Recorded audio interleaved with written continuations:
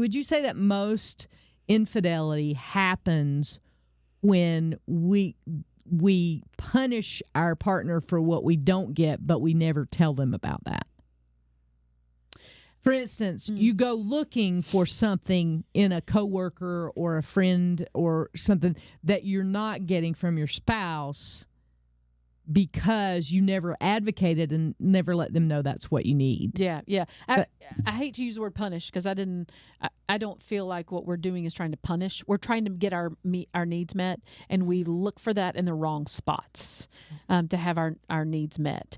So I don't know that it ever starts off as an intentional, I'm going to punish you or I'm going to do this against you because, but it does come from a place of, I want my needs met and you're not meeting them and I'm not comfortable enough to advocate for my own needs.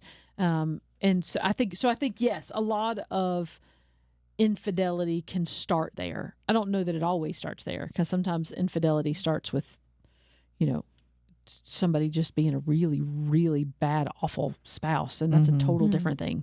But a lot of that is just a slippery slope. It can be a very easy, slippery slope if we start to find those needs, if we are not willing to advocate for ourselves and our own needs and start to find those outside of the marriage. Okay. I would say when we stop talking, and I do think that, yes, so much of the ones I've witnessed or been part of, it's when needs aren't being met. And what do you do when your needs are not being met? You've got options, and one of the options is to try to get those needs met with somebody else, and that starts that bond, and then it tends to grow, and then you think this person is much better for me than that person, my spouse, and you don't see any of their problems. All you see is their solution to your need, and so it just seems like a great idea to jump ship at that point.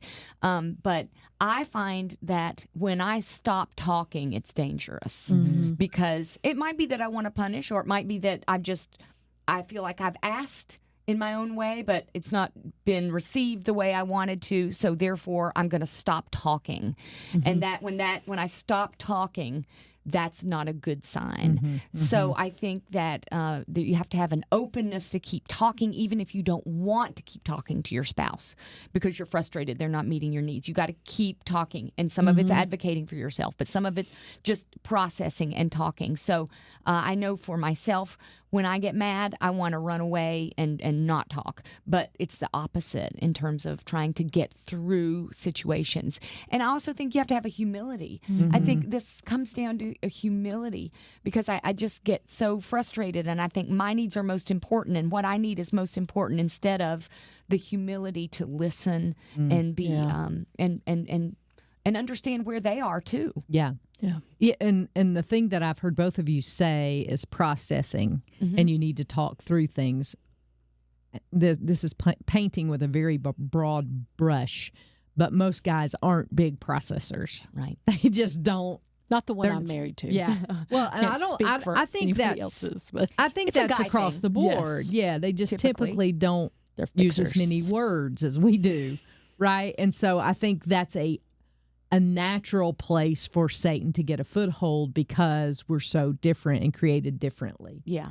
Was there something you wanted to add to that? I was just going to think, our needs are emotional, and a lot of their need is respect. And so when love and respect, and we want love emotionally, and then they want respect even more than they want love. And so knowing what each of our individual needs are can be helpful. Yeah, that's what kind of what you were saying. And that I highly recommend Emerson Eggerichs, Love and Respect. It's a great resource for your family if you're struggling, especially in those areas.